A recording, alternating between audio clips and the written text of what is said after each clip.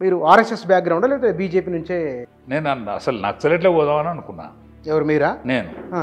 నక్సలెట్లో పోదామని అనుకున్నా. ఎమర్జెన్సీకి వ్యతిరేకంగా పనిచేసిన నువ్వు ఎట్లంటే గట్ట దొరల్ని చంపుతానంటున్నావు కదా, ఏం కాదు మాకు. అట్లా నేను జనతా పార్టీకి రావడం జరిగింది. అత్యున్నత న్యాయస్థానంలో ఉన్న అత్యున్నత ధర్మాధికారి పైన షూ విసరడం అంటే ఇది ఆర్ఎస్ఎస్ బీజేపీలు ప్రజల్లోకి పంపిస్తున్న ఒక వ్యతిరేక భావన. ఆయన ఆకతాయ లేకపోతే ఒక రోగ బూటు విసిరేసినంత మాత్రాన, కానీ ఆ ఉన్మాదిని ఆర్ఎస్ఎస్ భావజాలం కుదరదు బీజేపీ భావజాలంతో పోల్చడం అనేది ఇవాళ సమాజంలో ఉన్నటువంటి సూడో సెక్యులరిస్టుల కుట్ర ఇది. తెలంగాణలో బీసీలకు 42% లోకల్ బాడీలో రిజర్వేషన్ ఇవ్వాలనుకున్నప్పుడు ఆనాడు మండల కమిషన్ వ్యతిరేకించిన వాళ్ళే ఇవాళ మళ్ళీ దీన్ని వ్యతిరేకిస్తున్నారు. ఏది జరిగినా కూడా ఆర్ఎస్ఎస్ వర్గానికో లేకపోతే బీజేపీ భావజాలానికో అంటగట్టు ఇది కొత్త కాదు. రాహుల్ గాంధీ గారు ఆయన కలల స్వప్నం కదా ఏది రిజర్వేషన్. మరి ఆయనకు తెలియదా కోర్టులు ఒప్పుకుంటలేవు, కోర్టులు కొట్టివేస్తాయి దీన్ని అని ఆయనకు తెలియదా? జూబిలీహిల్స్ ఉప ఎన్నికలో ఎవరికి గెలవచ్చు అని మీకు? దత్తాత్రేయ బిడ్డను పెడితే లెక్క, లేకుంటే కాంగ్రెస్ పార్టీ గెలుతుంది. కాంగ్రెస్ పార్టీ శ్రీశైలం కోర్టుకే ఇస్తారు, చిన్న శ్రీశైలం కోర్టుకి ఇస్తారు టికెట్. ఇటు శ్రీశైలం కొడుకు కానీ అటు దత్తాత్రేయ బిడ్డకు ఇవ్వకుండా ఇయ్యకున్నా కూడా కాంగ్రెస్ మధ్య అప్పుడు బీఆర్ఎస్ మధ్య కథ. నమస్తే. తెలంగాణ సమకాలీన రాజకీయాలు, వీటితో పాటుగా భారతీయ జనతా పార్టీ తెలంగాణలో గతానికంటే ఈసారి కొంత వేగంగా తన కార్యాచరణ ప్రణాళికను వేగవంతం చేసింది అని ఒక చర్చ ఉన్నది. తో పాటుగా ఆర్ఎస్ఎస్ 100 ఏళ్ల ఒక చర్చ కూడా ఉన్నది. ఈ ఎన్ని అంశాలపైన మాట్లాడదు మన దగ్గర బీజేపీ నాయకులు రాజయ్య యాదవ్ గారు ఉన్నారు, వారితో మాట్లాడదాం. సార్ నమస్కారం. నమస్తే. మీరు ఉమ్మడి రాష్ట్రంలో బీజేపీకి తొలితరం నాయకులు అనవచ్చా మిమ్మల్ని? తొలితరం నాయకులే కదా బీజేపీకి. మీరు ఆర్ఎస్ఎస్ బ్యాక్‌గ్రౌండా లేకపోతే బీజేపీ నుంచే? నేను జనతా పార్టీ నుంచి వచ్చిన, అంటే ఎమర్జెన్సీకి వ్యతిరేకంగా పనిచేసిన. ఎమర్జెన్సీకి వ్యతిరేకంగా పనిచేసినాక అది జనతా పార్టీ అయింది. జైల్లో పుట్టిన పార్టీ జనతా పార్టీ. జనతా పార్టీలో యాక్టివ్గా పాల్గొన్న తర్వాత అది 1980లో బీజేపీగా మళ్ళీ దాని స్థానానికి అది వెళ్ళిపోయింది. బీజేపీగా జనసంఘ్ నేపథ్యం ఉన్న వాళ్ళు మొదటి తరం నాయకులు మా దగ్గర. స్వర్గీయ జంగారెడ్డి గారు ఉండరు. 1967లో జంగారెడ్డి గారు జ్యోతి గుర్తుతోటి జనసంఘ్ పార్టీలో గెలిచిండు. ఆనాడు ఇంకా తతిమా ఇద్దరు నాకు గుర్తులేరు, కానీ 3 అసెంబ్లీ మెంబర్లు ఉండరు. ఎక్కడి నుంచి? కరీంనగరా, వరంగల్? ఆంధ్ర నుంచి ఒకరు, ఇంకా తెలంగాణ నుంచి ఒకరు ఉన్నట్టున్నది, నాకు గుర్తు రాలటం లేదు. ఒక్కటి మాత్రం పరకాలన్న ఆనాడు జ్యోతి గుర్తుతోని స్వర్గీయ జంగారెడ్డి గారికి గెలవడం జరిగింది. ఆయనే 78లో జనతా పార్టీలో మా ప్రాంతంలో, అప్పుడు శాంపేట నియోజకవర్గం అయింది, మా ప్రాంతంలో ఆయన గెలవడం జరిగింది. దాంతో మేము జనతా పార్టీలో ఆయన సాన్నిధ్యంలో నేను అసలు నక్సలెట్లో పోదామని అనుకున్నా. ఎవరు మీరా? నేను నక్సలెట్లో పోదామని అనుకున్నా. ఎమర్జెన్సీకి వ్యతిరేకంగా పనిచేసిన దొరలు నన్ను తొక్కేసిర్రు. నాకు ఇది చిన్న వ్యాపారం ఉంటే లేకుండా చేసిర్రు, సరే వ్యాపారం ఉండే. అయితే దొరలు నన్ను శత్రువులు చేసిండ్రు. శత్రువులు చేస్తే నాకు కసి, ఎట్లా నక్సలెట్లో పోదామని జంగల్లో పోయినా మాట్లాడుకొని వచ్చిన. మాది హరిజన వాడకున్నా కట్టయ్య మా ఉండే ఎల్లు మామ అనేది, నేను వయవర్సలతోనే పిలుచుకునేది.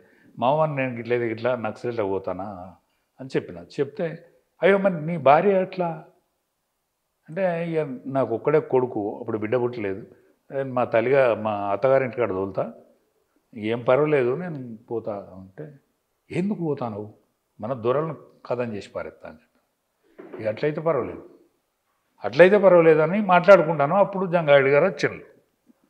జంగారెడ్డి గారు వచ్చి నాకు జనతా పార్టీ టికెట్ ఇచ్చింది. ఏం చేయాలి రేపు రా అన్నే అన్న. ఎక్కడ అడిగినా మీ పేరే చెప్తాను, నేను ఓగులాపురం పోయినా, దుర్గంపేట పోయినా, సీతారాంపురం పోయినా, దమ్మనపేట పోయినా, రాజయ్య ఎట్లంటే అట్లా అయితే ఇప్పుడు లేకపోతే కాదు ఈ ఊళ్ళే ఆయన అనుకుంటేనే అవుతుంది అంటే అందుకనే వచ్చిన. అంటే మరి రేపు చెప్తేందే నేను ఇప్పుడు నేను వీళ్ళతో మాట్లాడుతాను రేపు చెప్తా అంటే నాకు రేపు వచ్చేంత శక్తివంతుని కాదు. కాబట్టి నేను ఆడ కూర్చుంటా ఏదన్నా చెప్పాలంటే. నేను అప్పుడు మరి ముఖం అయితే మంచిగా కనిపిస్తుంది రవై, ఎర్రగా ముద్దుకున్నాడు. వీడు దొరోడు కాదు, కాపోడు. వాళ్ళ అయ్యే పేరు జగ్గయ్య. కాబట్టి ఏమనుకోవని కోటు కలబెట్టాలి కదా. నేను పోయే వరకు ఇంకా 20 రోజులు అయ్యేటట్టున్నది. ఈ 20 రూపాయల ఎన్నికలు అవుతాయి. ఏమనుకో వేసే బదులు ధర్మారెడ్డి దొరకేసే బదులు కాపోనికి ఎత్తాం. వాళ్ళ తండ్రి పేరు జగ్గయ్య, ఈయన జగ్గారెడ్డి, ఈయన జంగారెడ్డి పెట్టుకున్నాడు. కాబట్టి ఎత్తాం. మామూలుడు ఏమన్నా దొరుకుతాడు, పరకాలన్నా దొరుకుతాడు, అనకుండా దొరుకుతాడు. దూరం పోయవలసిన అక్కడికి పట్టది మనకంటే. నువ్వు ఎట్లంటే గట్ట దొరల్ని చంపుతానంటున్నావు కదా, ఏం కాదు మాకు కానీ అని అన్నారు. అట్లా నేను జనతా పార్టీకి రావడం జరిగింది. ఓకే. అట్లా 80లో బీజేపీ ఆవిర్భవించింది. బీజేపీలో జాయిన్ అయినాను. ఆ నేపథ్యంలో నేను ఉమ్మడి వరంగల్ జిల్లాకు అధ్యక్షునిగా ఉన్నప్పుడు నేను ఆర్ఎస్ఎస్ ప్రథమ వర్ష చేసిన, ద్వితీయ వర్ష చేసిన. అటువై మరి దొర సంగతి ఏం చేసినావు? ఇవాళ దొరదేం చేసినారు మీరు? దొర మీద కోపంతో ఉన్నారు కదా, దొరని మర్చిపోయినా అంటున్నా. ఇక దూరంలో అంటే ఇక నేను ఈ జంగారెడ్డి దగ్గర అయిపోయా. బావా అంటే బామారిది అంటే ఇక చాలా దగ్గర అయిపోతే ఇక నాది అప్పర్ అయిండే. ఎమ్మెల్యే గెలిచినాక నాది ఊళ్ళో నడుస్తూనే ఉండే. ఇక నష్టం మర్చిపోయాను, నష్టాన్ని మర్చిపోయాను. జైలు పోకుండా అది కథమైంది కదా. నక్సలెట్లో పోతే పానం పోయి. ఇప్పుడు నేను బుచ్చన్నతో మాట్లాడకూడదు, ఎన్నడో సత్తును. కాబట్టి బుచ్చన్నతో మాట్లాడేటువంటి అదృష్టం నాకు లభించినందుకు మీతో మాట్లాడే అదృష్టం మాకు లభించింది. ఏదైనా సరే మళ్ళా మీ సోషల్ మీడియాకి వచ్చి మాట్లాడవలసిన అదృష్టం, తెలంగాణ కోసం నేను కేసీఆర్తో పాటు జైలు పోవాల్సిన అదృష్టం, ఇవన్నీ కలిసి వచ్చినాయి. తెలంగాణ ఉద్యమ నేపథ్యాన్ని కలిసి వచ్చినాయి. ఇక్కడ మీరు అంటే ఒక ఆవేశంలో కోపంలో ఉన్న మీరు ఒక అవకాశం వచ్చిన తర్వాత మనసు మారింది. అంటే కొంత స్థిమితంగా ఓపికతో ఆలోచన చేస్తే దానికి మీరు ఏ దూరం మీద కోపం వచ్చిందో జీవితంలో అదే వారి దగ్గర పనిచేయాల్సి వచ్చింది. ఏ ఆలోచన ఉన్నవారైతే వ్యతిరేకిస్తున్నారో మీరు అదే పార్టీకి రావాల్సి వచ్చింది. జీవిత విచిత్రం జీవితం. తెలంగాణలో ఆర్ఎస్ఎస్ ప్రభావం ఏమిటి మీరు మీ లైఫ్లో మీరు చూసిన అనుభవం మేరకు? అంటే మా దగ్గర నిత్య శాఖలు జరిగేది. ఒకప్పుడు బాగా నిత్య శాఖలు నడిచేది ప్రతి గ్రామంలో. మా పరకాలలో నిత్య శాఖ నడిచేది. ఈ మధ్యకాలం లేదంటే శాఖలు నడవటం కొంత మందగించిన మాట నిజం. అయితే దాన్ని మళ్ళా పునరుద్ధరణ జరిగింది. మన 100 సంవత్సరాల కార్యక్రమంలో భాగంగా మా ఊళ్ళే ఊరుగొండ గ్రామంలో కూడా ఒక 65 మంది యువకులు ఘన వయసుతోటి మామూలు గ్రామంలో ఊరేగింపు చేయడం జరిగింది. అందులో నేను పాల్గొన్నా. నేను కూడా ఘన వయసుతో పాల్గొన్నా. ఇట్లాంటి పరిస్థితి ఆత్మకూరుల, మళ్ళీ పరకాల, అన్ని కేంద్రాలలో కూడా మళ్ళీ పునరుద్ధరణ అయితే శాఖలు నడుస్తాయి, శాఖలు అయితే జరుగుతాయి. మీరు 70ల్లో 80ల్లో ఆర్ఎస్ఎస్ తెలంగాణ సమాజాన్ని ఎట్లా ప్రభావితం చేసింది, కమ్యూనిస్ట్ ఎట్లా ప్రభావితం చేసిందో చాలామందికి తెలుసు. విశ్వవిద్యాలయాల నుంచి వీధుల వరకు ఆ రోజు మీరు ఆ 80ల్లో 70ల్లో లెఫ్ట్ మూమెంట్ ఉన్నది. అదే సమయంలో ఆర్ఎస్ఎస్ కూడా ఆ ప్రాంతాల్లోనే చాలా బలంగా కూడా ఉన్నది. ఏ ప్రభావం చూపించింది? 100 ఏళ్ల సందర్భంగా ఒక చర్చ అనుకుందాం. ఏ ప్రభావం చూపించింది సమాజం? ఇప్పుడు 100 ఏళ్ల క్రితం ఏర్పడ్డటువంటి మన ఆర్ఎస్ఎస్ రాష్ట్రీయ స్వయంసేవక సంఘ్ డాక్టర్ ఎడ్గేవర్ గారు స్థాపించినటువంటి సంఘం పరమ పూజనీయ గురూజీ కాలంలో విస్తరించబడ్డ సంఘం. ఇవాళ దాని ప్రభావంతో శ్యామాప్రసాద్ ముఖర్జీ నాయకత్వంలో జనసంఘ్ రూపంలో జనసంఘ్ పార్టీ స్థాపించబడ్డది. దానికి ఆయుపట్టుగా సంఘం వెన్నుదన్నుగా నిలబడ్డది. దాని తదనంతరం ఏం జరిగిందంటే ప్రథమంగా జనసంఘాన్ని స్థాపించినటువంటి శ్యామప్రసాద్ ముఖర్జీ గారు కశ్మీర్లో విషప్రయోగంతో చనిపోవడం జరిగింది. దాని తర్వాత వచ్చిన దీన్ దయాళ్ ఉపాధ్యాయ కాలంలో ఏకాత్మ మానవవాద సిద్ధాంతంతో ఆలోచించి, అంటే ఇవాళ లెఫ్ట్ భావజాలం ఉన్నటువంటి ఆనాటి ఆలోచన విధానానికి దరిదాపులల్లా వాళ్ళు ఆలోచించిన విధానాన్ని లెఫ్ట్ భావజాలంతో కార్ల్ మార్క్స్ ఏదైతే ఆలోచించిండో దున్నేవాడిదే భూమి అనే సిద్ధాంతాన్ని అయితే ఐడియాలజీ తీసుకొని స్థాపించిండో వీళ్ళు కూడా ప్రథమంగా ఉన్నటువంటి శ్యామప్రసాద్ ముఖర్జీ గారు చనిపోయిన తదనంతరం ఆనాడు దీన్ దయాళ్ ఉపాధ్యాయ గారు దాన్ని చాలా ఎత్తుకు తీసుకుపోయింది.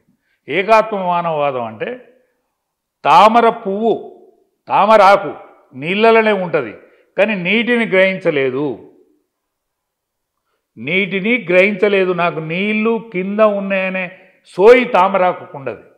అందుకనే పేదవాడు వాని సంపదలో, వాని కష్టంలో, వాని చెమటలో సంపద ఉంటుంది, కానీ సంపద నా దగ్గర ఉన్నదని ఆయన తాను అనుకోడు పేదోడు.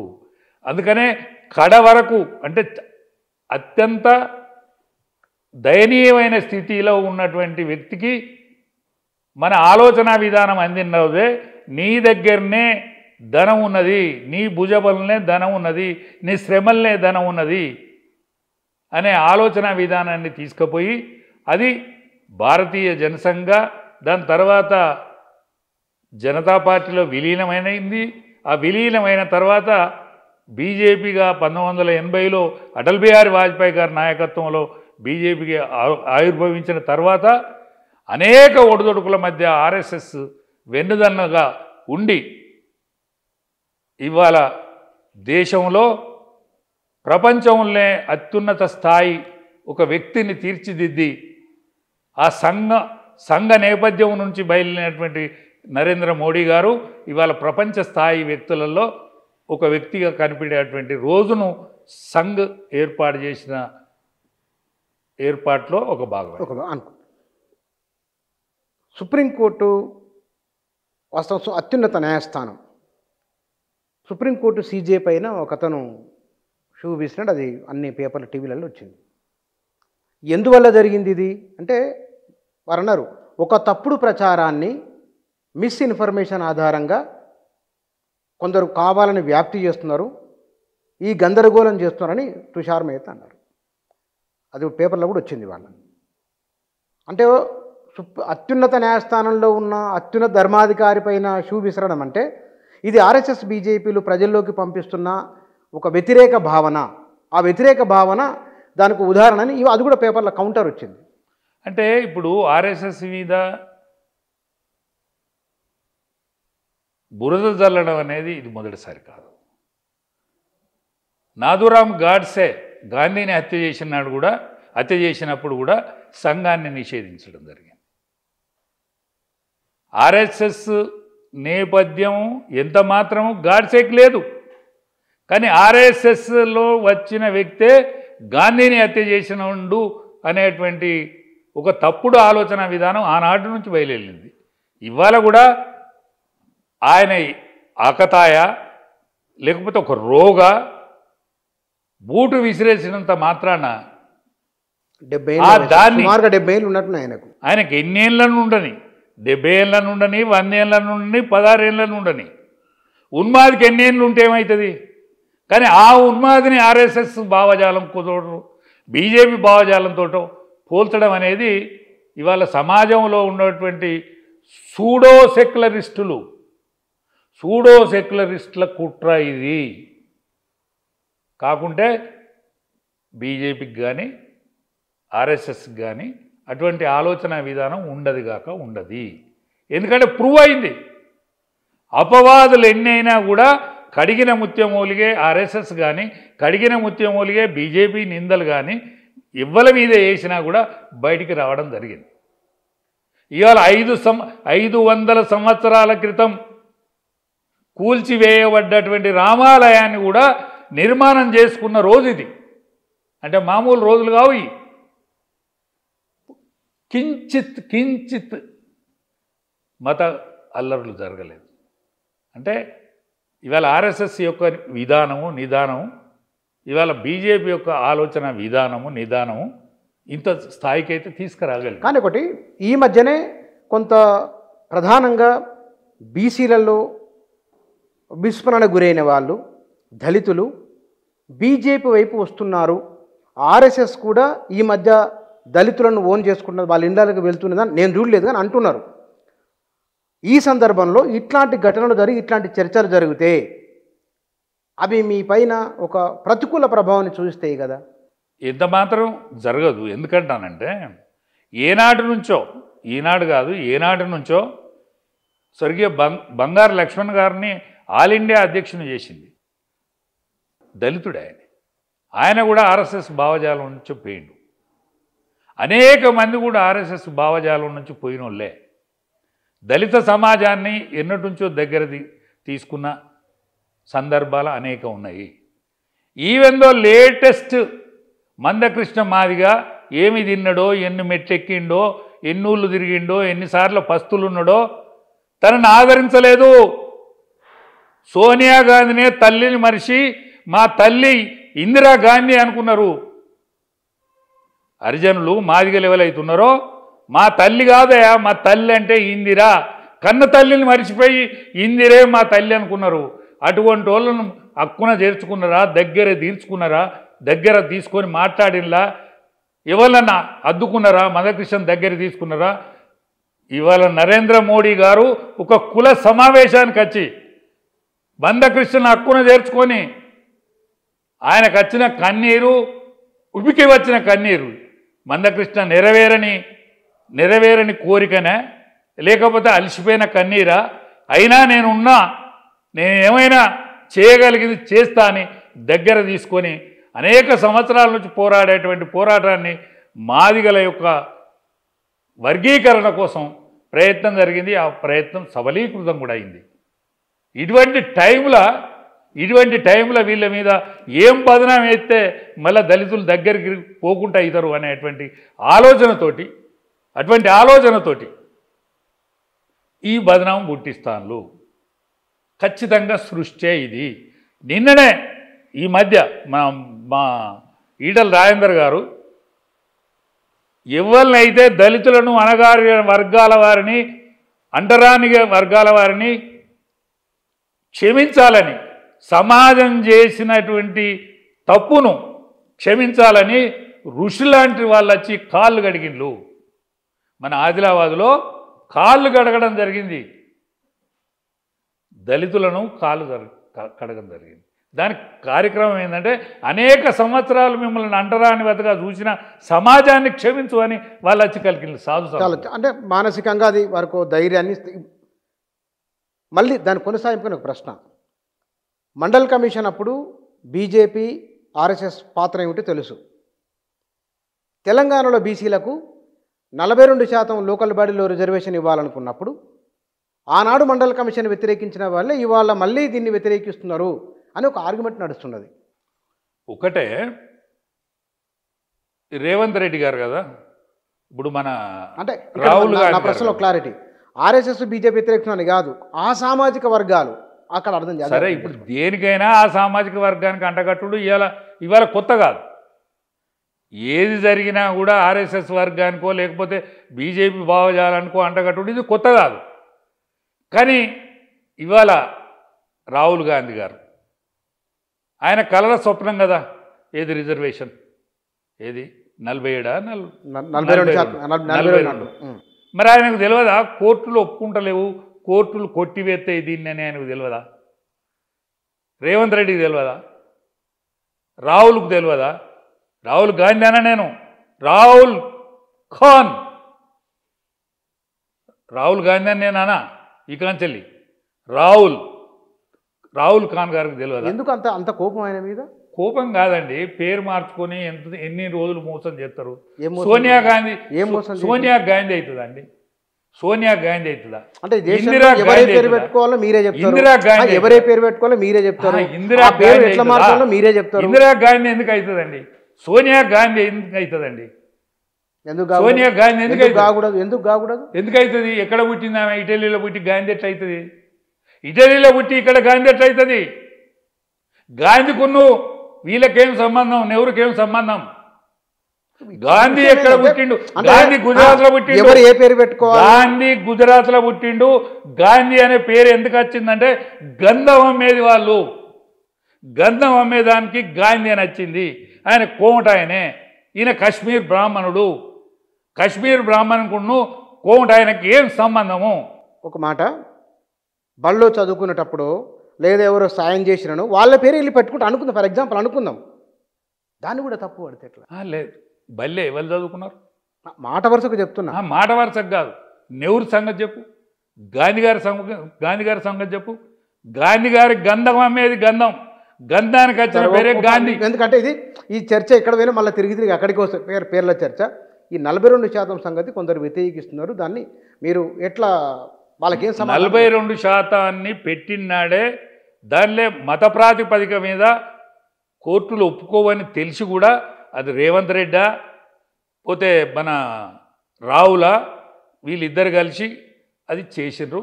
మత ప్రాతిపదిక మీద పుట్టుడు పోతుందని తెలిసి చేసిండ్రు. కానీ మేము బీసీల కోసం ఏదో చేసినట్టు ఉండాలి, అది కోర్టుడు పోవాలి. ఎందుకు పోయిందండి వీళ్ళు కోర్టుకు? ఇద్దరు రెడ్లు ఎందుకు పోయిందండి? ఈయన కెరకలేదా? రేవంత్ రెడ్డి గారికి తెలియదా? చెప్పు అను. ఒకవేళ ఆయన కెపాసిటీ ఉంటే ఇవాళ ఎవరైతే రాహుల్ ఖాన్ ఉన్నాడో ఆయనే ప్రతిపక్ష నాయకుడు. ఆ ప్రతిపక్ష నాయకుడిని బిల్లు పెట్టాను, చట్టసభలో సీట్లు ఇయ్యాలే బీసీల కానీ బిల్లు పెట్టాను. ప్రధానమంత్రి ఆమోదిస్తాడా? ఆమోదించలా. 77 ఏళ్ళ స్వాతంత్రంలో మొట్టమొదటిసారి బీసీ ప్రధానమంత్రి, ఒకటోసారి, రెండోసారి, మూడోసారి. ఇవాళ సువిశాలమైనటువంటి మధ్యప్రదేశ్కు ఒక బీసీ ముఖ్యమంత్రి. ఇవాళ జార్జ్ పరిపాలించండు, మన దగ్గర రెడ్లు రావులు ఎట్లా పరిపాలించడంలో ఇవాళ హర్యానాకు ఒక బీసీ ముఖ్యమంత్రి, రాజులు పరిపాలించినటువంటి ఒరిస్సాకు ఒక ఎస్టీ ముఖ్యమంత్రి. మీ కాలం లైన్లా ఒక్కసారి చెప్పండి. ఉమ్మడి ఆంధ్రప్రదేశ్లో కానీ బీసీల విషయంలో రిజర్వేషన్ మాట్లాడుతున్నాం. 42% రిజర్వేషన్ను వ్యతిరేకిస్తున్నారు. ఎవరు వ్యతిరేకిస్తారు? మీరే అన్నారు. ఎవ్వరు వ్యతిరేకిస్తలేరు, వాళ్ళే వ్యతిరేకించు. సుప్రీంకోర్టు వ్యతిరేకించిన, హైకోర్టు వ్యతిరేకించిన, వాళ్ళు వ్యతిరేకించేటట్టే వీళ్ళు బిల్లు పెట్టిండ్లు. వాళ్ళు వ్యతిరేకించుతారని తెలిసే ఆ నమూనా బిల్లు కల్పన చేసి పెట్టిండ్లు. రేవంత్ రెడ్డి నెత్తి ఆయన నేను నా బిడ్డనెత్తి కొడతా, ఆయన బిడ్డనెత్తి కొట్టనక్కర్లేదు, నాకు తెలియదు. అని నెత్తిన చేయబెట్టుకుంటా. నేను ఉన్న బిడ్డనెత్తి కొడతా, ఎందుకంటే చిన్నోని కాదు, మామూలుగా అని కదా, మామూలు కాదు. ఆయన ముఖ్యమంత్రి, మీరు పండితులు, ముఖ్యమంత్రి కదా, ముఖ్యమంత్రి అని నెత్తి చేయి పెట్టుకుంటారు. ఒక్కసారి పెట్టుకున్నాం. నేను సవాల్ విసురుతాను, ఒక్కసారి ముఖ్యమంత్రి, ఇది నాకేం తెలియదు. బీసీలకు ఆయన మంచి చేయాలనే ఆలోచన కూడా మీకు ఎందుకు? బీసీలకు మంచి చేయాలని అనుకుంటే బీసీ ముఖ్యమంత్రిని చేయరాదు? నువ్వు చేసిన కాదు చాలు కదా. ఆయన చేయి, గౌడ్ సాబుని చేయి.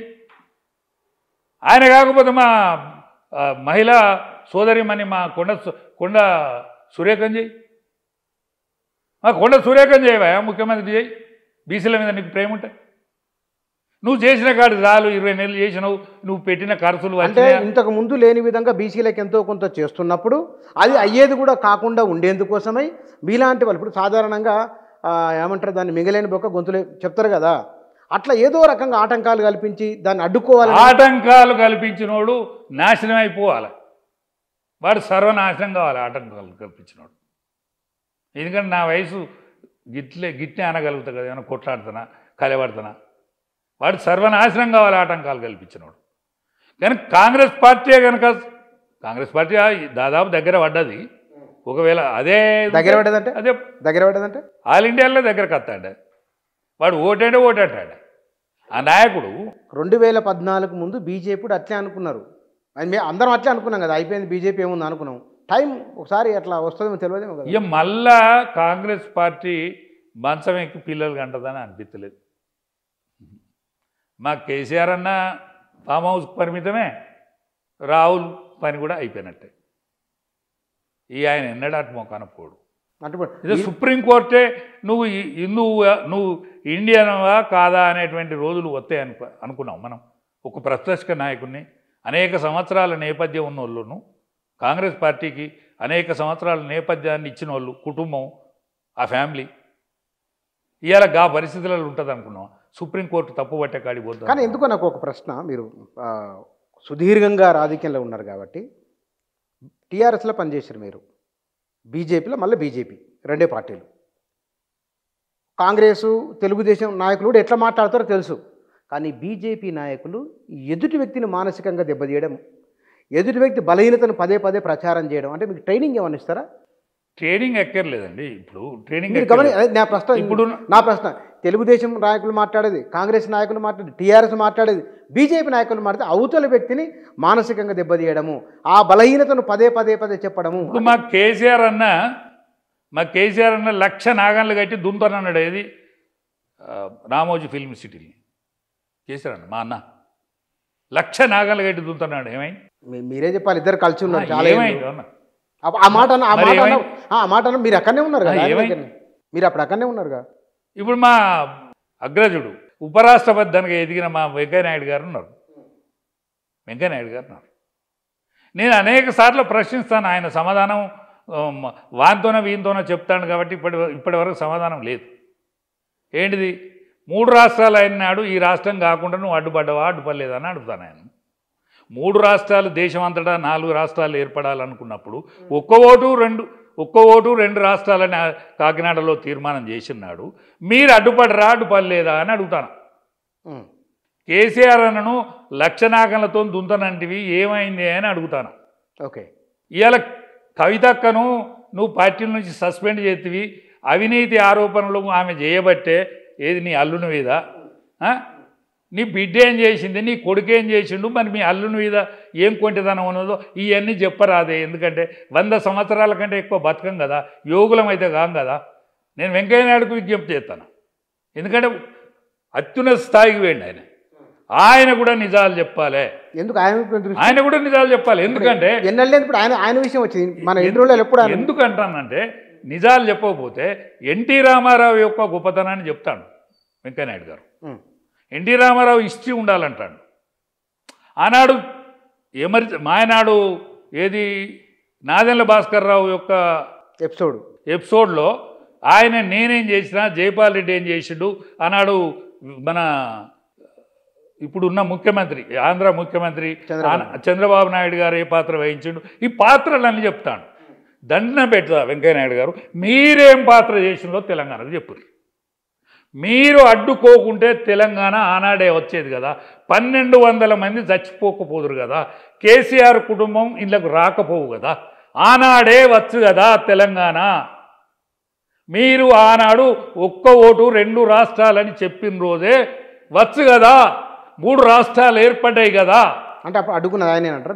అడ్డుకున్నది ఆయనే అడ్డుకున్నది. ఆనాడు చంద్రబాబు నాయుడు ప్రభుత్వం ఇక్కడుండే. మీ పార్టీ పెద్ద నాయకులు మీ పార్టీ పెద్ద నాయకుడిని మాట్లాడతానా? పెద్ద నాయకుడిని ఒక చిన్నోడు మామూలు కార్యకర్త అడుగుతానా? అడిగేటువంటి హక్కు ఉన్నది మామూలుని కూడా.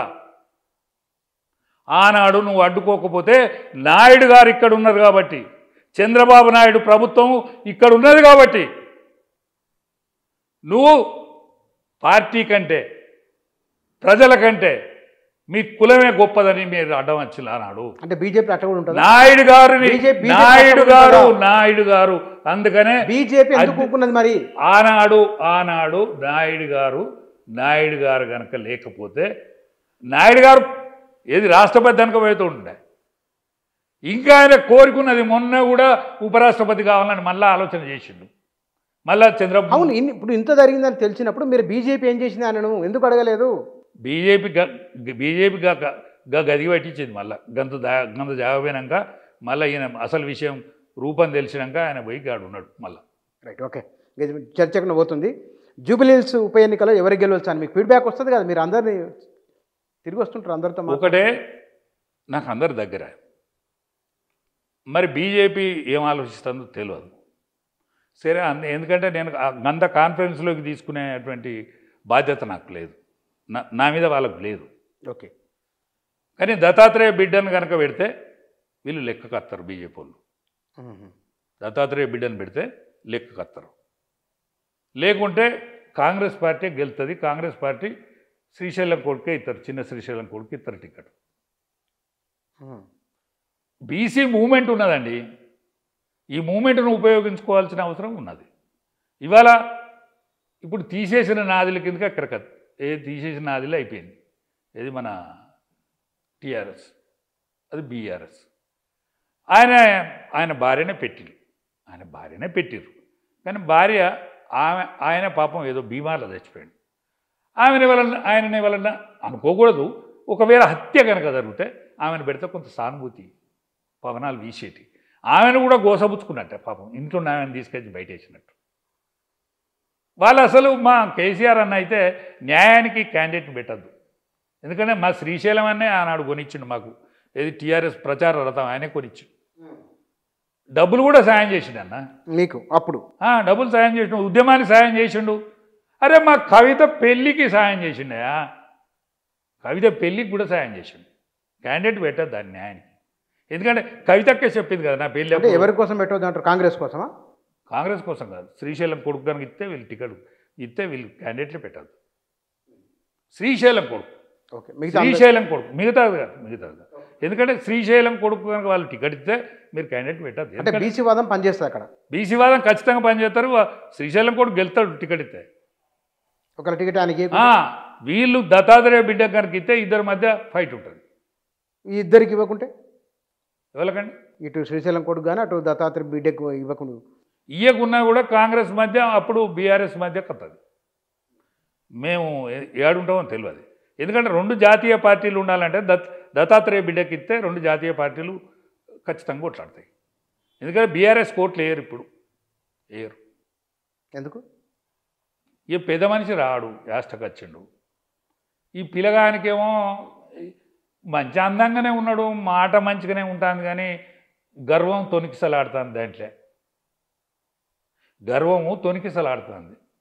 కళ్ళల్లో క్రౌర్యం, పబ్లికే తప్పు చేసినట్టు, చెంపలు వేసుకుంటానట్టు, వాళ్ళే ముక్కు భూమికి రాకుతానట్టు, మేము అనవసరంగా రేవంత్ రెడ్డికి లేకపోతే కాంగ్రెస్ పార్టీకి ఓట్లు ఎత్తిమి అని వాళ్ళు అనుకుంటానట్టు, మేమేదో పొరపాటు చేసినమైతే అంటలేరు.